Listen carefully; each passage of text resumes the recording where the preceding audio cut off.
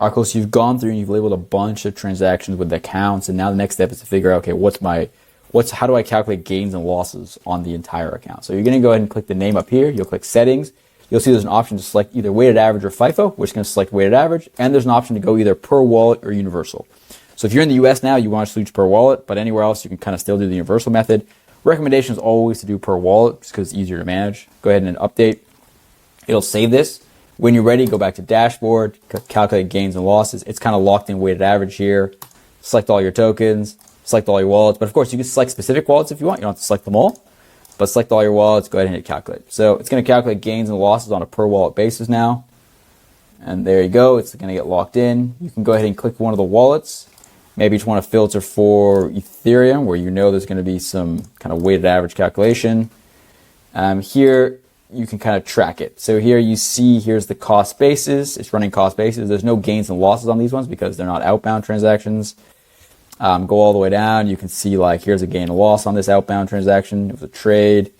So yeah, you can kind of follow this all the way down and you can see the cost basis and weighted average and everything that was kind of calculated and the gains and losses. Now, if you change your mind, you say, actually, you know what? I didn't really want to do it weighted average. I really wanted to do it like FIFO. You can just come down over here, select FIFO. You can even deselect per wallet if you want, but you can keep it. Hit update, go back to dashboard, go ahead and rerun it. You'll see here it's also saving the history. So you see you ran it here, weighted average, 18 tokens per wallet. So it's giving you a nice little history of what happened before. Select all the tokens, select all the wallets, run it basically using FIFO. Give it a few minutes, or actually a few seconds, the system flies. Done. It's all good to go. When you click back again here, you'll see the last time. Now you ran it in FIFO, so it's giving you a history of the last time you ran it less than a minute ago in FIFO, and it was still per wallet. It's a little history in terms of what was your weighted average done for.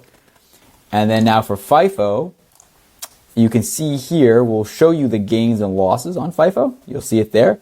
But to kind of keep track of the cost basis, what you got to do for FIFO is you've got to kind of just select all and run what's known as a FIFO report. Go ahead and hit download the FIFO report. Go ahead and open it.